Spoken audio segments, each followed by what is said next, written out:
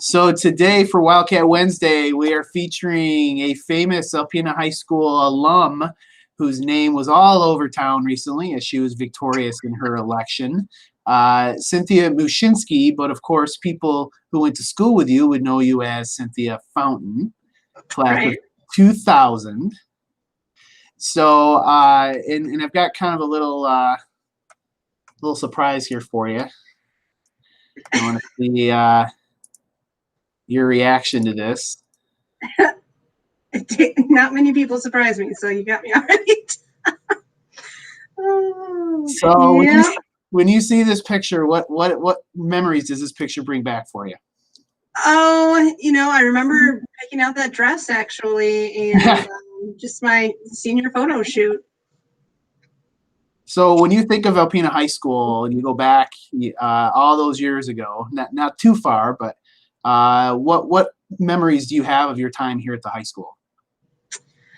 I think usually when I first look back to it is just walking through the halls and saying hi to everybody, just having a whole bunch of friends and just, going some kind of, unfortunately, kind of like it is right now, everybody kind of knows you. So, right. Just saying hi to everybody in the halls. I was, of course, also in band, so there was a lot of memories there. National Honor Society and just various classes. So speaking of band, of course, I had to go there too. So you kind of hit on a couple things there. There's a throwback picture there.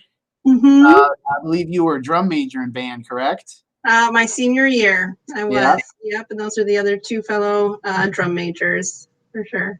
It's kind of crazy to go back in time. I graduated not from Alpena, but I was in class of '99, so right before you. So it's kind of crazy to see those pictures. It doesn't seem like it was that long ago, but you talk to a kid that's in high school now, and it's like we're ancient. Yeah, exactly.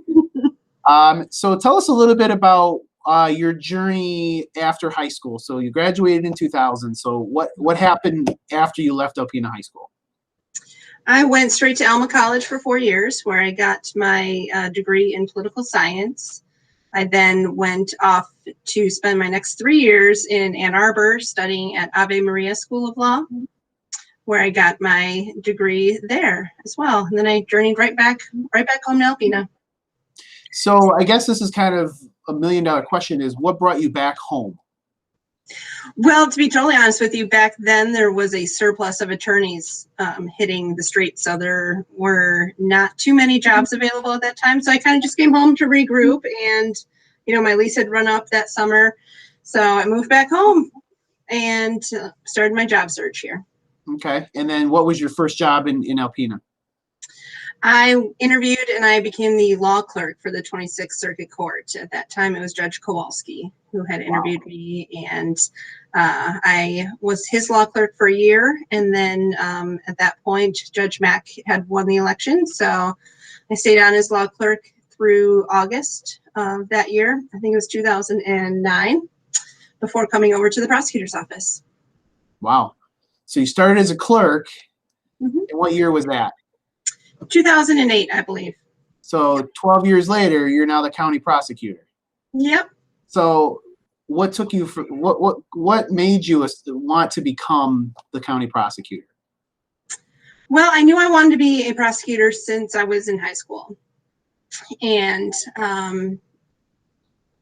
just becoming a prosecutor, just starting off as the assistant prosecutor here in my hometown felt like more of a privilege than serving anywhere else, because why wouldn't I want to continue to make my own community, my home, better?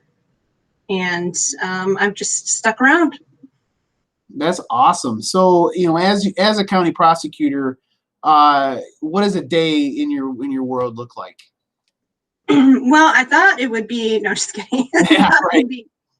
Court all the time and all sorts of things. But right now I've learned that there's a lot more administrative things going on, a lot more individuals from the community, just different aspects of the community, calling, asking questions, asking for advice, asking to follow up on things. And I really love saying yes to everybody.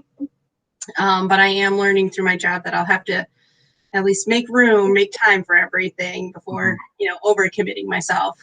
Mm-hmm. So that's been one struggle that I've had since coming here, something I didn't realize was part of the job. But I still really love all the police work, all the court work, all the normal stuff I've been used to from the past 11 years. So you mentioned that you knew from when you were in high school you wanted to be a lawyer. What about that made you want to become a lawyer? When did you know you wanted to become a lawyer? Well, I think it was more around junior high that I was thinking, maybe a lawyer or a doctor, and I was never really that great in the sciences. So I just went with law, and it seemed to all make sense to me, and especially doing my political science degree at Alma College. It didn't seem like that much work. I mean, I'm not going to say that I had to study and everything, but it just seemed to make a whole heck of a lot of sense to me. So I just stuck with it. So if you had to give any advice to a current high school student who maybe wants to be a lawyer, what would that advice be?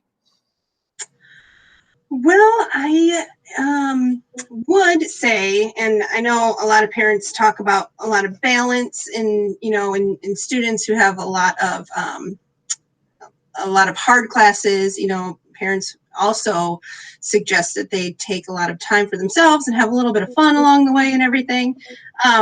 But when I was going through college and law school, my youngest brother was also going through high school. And so what I continuously told him was that there's never too much studying that you can do.